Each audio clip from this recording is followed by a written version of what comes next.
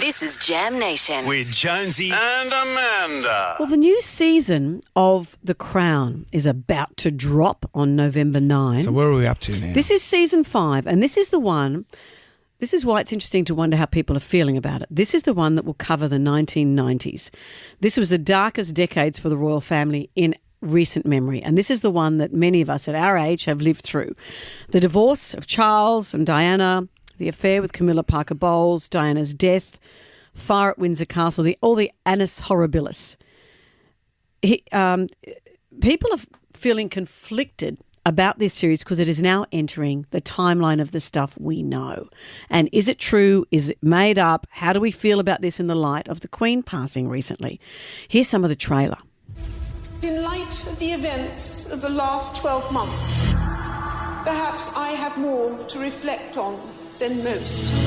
The royal family is in genuine crisis. Have royal scandals damaged the country's reputation? The House of Windsor should be binding the nation together, setting an example of idealized family life. It's a situation that cannot help but affect the stability of the country.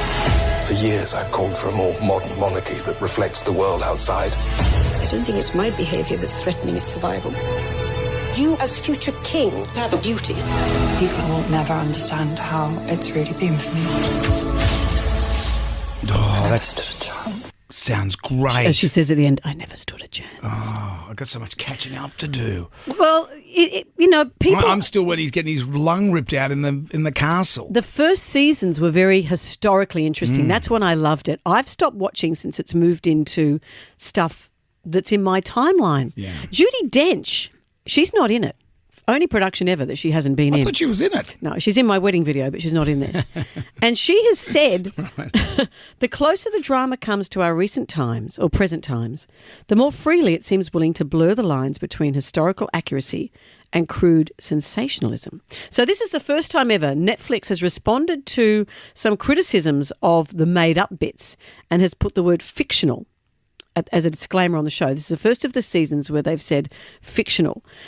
But people are saying, there's a friend who's close to the palace, a friend of the Queen, hasn't been named, has said it's vicious and would have destroyed the Queen because of how vicious the dramatised plot lines are, one of her close friends has revealed. Did the Queen watch it?